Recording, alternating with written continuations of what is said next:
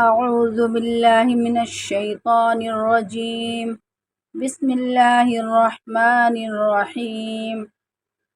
وَإِذْ أَخَذْنَا مِيثَاقَ بَنِي إِسْرَائِيلَ لَا تَعْبُدُونَ إِلَّا اللَّهَ وَبِالْوَالِدَيْنِ إِحْسَانًا وَذِي الْقُرْبَى وَالْيَتَامَى وَالْمَسَاكِينِ وَقُولُوا لِلنَّاسِ حُسْنًا وَأَقِيمُوا الصَّلَاةَ وَآتُوا الزَّكَاةَ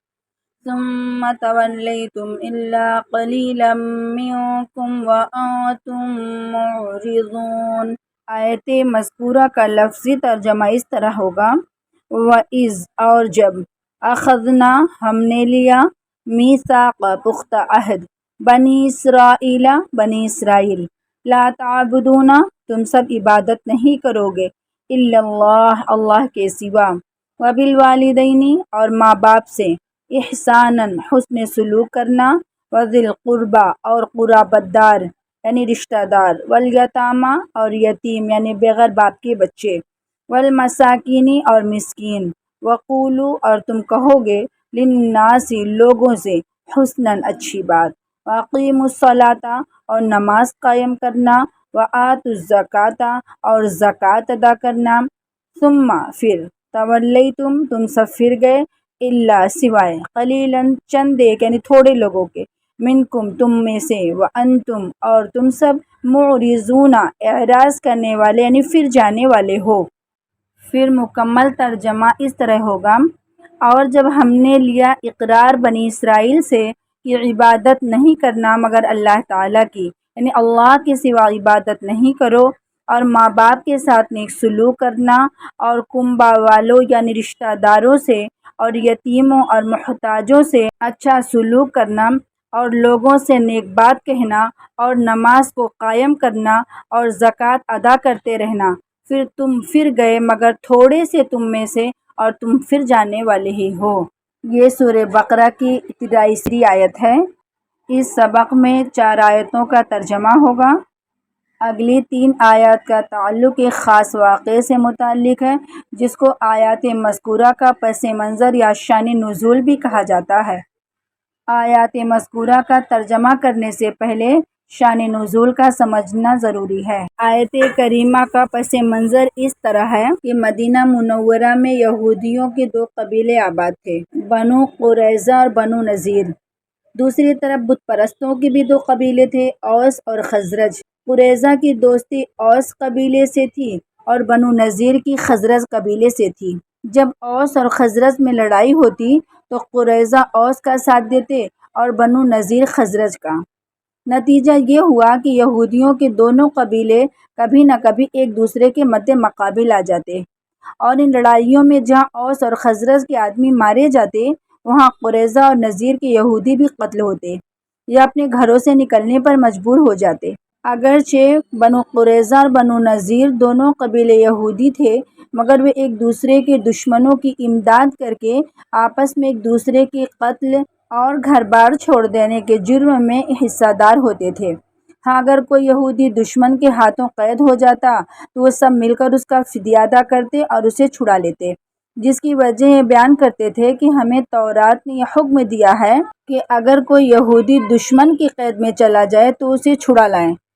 قرآن کریم میں اللہ رب العزت فرماتے ہیں کہ جس تورات نے تمہیں یہ حکم دیا ہے، اسی نے یہ بھی حکم تو دیا تھا کہ نہ ایک دوسرے کو قتل کرنا، نہ ایک دوسرے کو گھر سے نکالنا۔ ان تمام احکامات کو تو تم نے چھوڑ دیا اور صرف فدیہ کے حکم پر عمل کر لینا، یہ کیسے فرما برداری میں داخل ہو سکتا ہے؟ ان آیات سے یہ بھی معلوم ہوا کہ احکام اسلام یعنی شریعت محمدیہ اور سابقہ شریعتوں میں کتنی حد تک برابری ہے، جن میں خاص طور سے توحید یعنی وحدانیت، والدین کے ساتھ حسن سلوک اور رشتہ داروں کے ساتھ اچھا برتاؤ، یتیموں اور مسکینوں کی خدمت، اور اس کے علاوہ تمام انسانوں کے ساتھ گفتگو میں نرمی اور خوش اخلاقی سے پیش آنا، اور نماز اور زکوٰۃ کا ادا کرنا۔ یہ تمام اعمال اور احکامات ایسے ہیں جن کی تعلیم اللہ رب العزت نے تمام شریعتوں میں فرمائی۔ اس کے علاوہ قولوا للناس سے مراد یہ ہے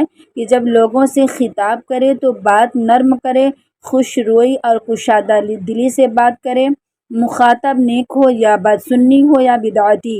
یہاں تک کہ تعلیم اور تبلیغ میں سخت کلامی کافر سے بھی درست نہیں ہے۔ البتہ دین کے معاملے میں مداہنت یا اس کی خاطر سے حق پوشی کرنا یہ غلط ہے۔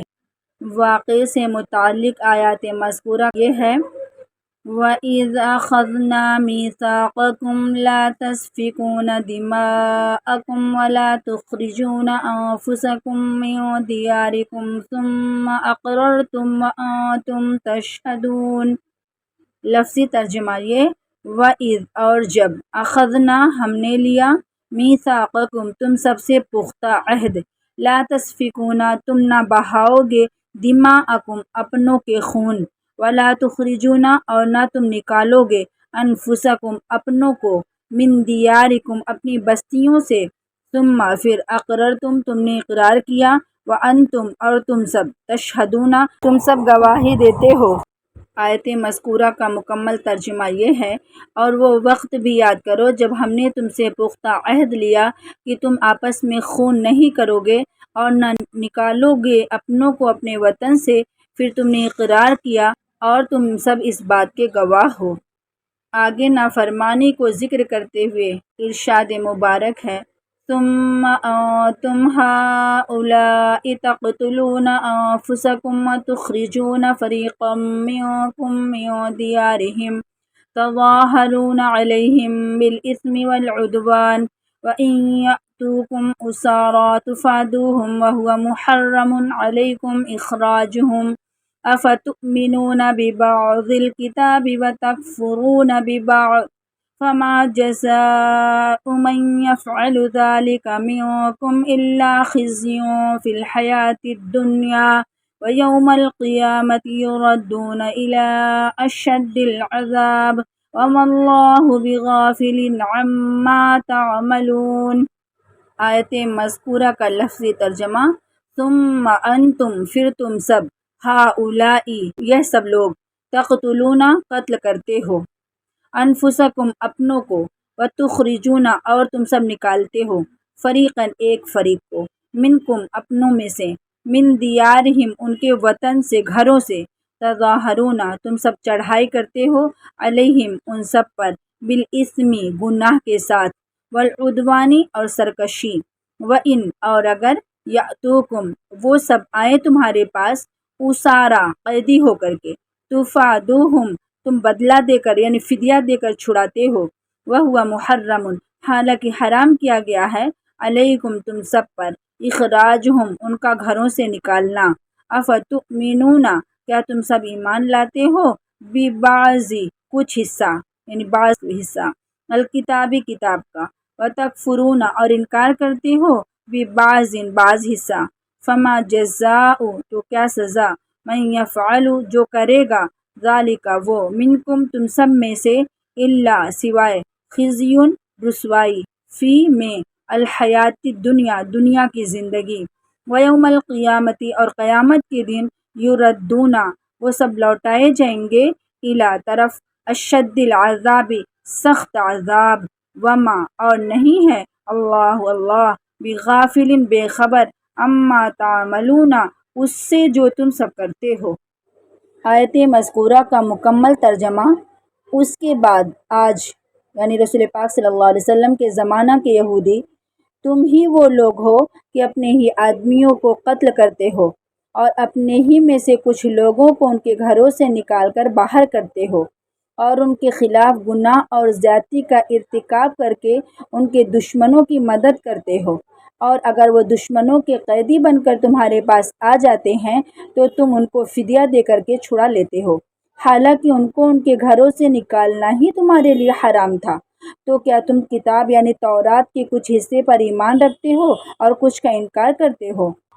سو کوئی سزا نہیں اس کی جو تم میں یہ کام کرتا ہے مگر رسوائی دنیا کی زندگی میں، اور قیامت کے دن پہنچائے جائیں گے وہ سخت سے سخت عذاب میں، اور اللہ بے خبر نہیں ہے تمہارے کاموں سے جو تم کرتے ہو۔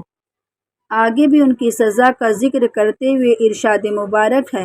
اولئک الذین اشتروا الحیاۃ الدنیا بالآخرۃ فلا یخفف عنہم العذاب ولا هم ینصرون۔ جس کا لفظی ترجمہ یہ ہے اولئک یہی لوگ، الذین وہ جنہوں نے اشتروا خرید لیا، الحیات زندگی دنیا، بالآخرتی آخرت کے بدلے میں، فلا سونا یخفف ہلکا کیا جائے گا، عنہم ان سے، العذاب عذاب، ولا ہم اور نہ وہ سب ینصرون مدد کیے جائیں گے۔ مکمل ترجمہ یہ ہے، یہ وہ لوگ ہیں، یعنی اس طرح کے لوگوں کی سزا یہی ہے جنہوں نے دنیوی زندگی کو آخرت کے بدلے خرید لیا ہے، لہٰذا نہ ان کے عذاب میں کوئی کمی کی جائے گی اور نہ ان کی کسی طرح کی مدد کی جائے گی۔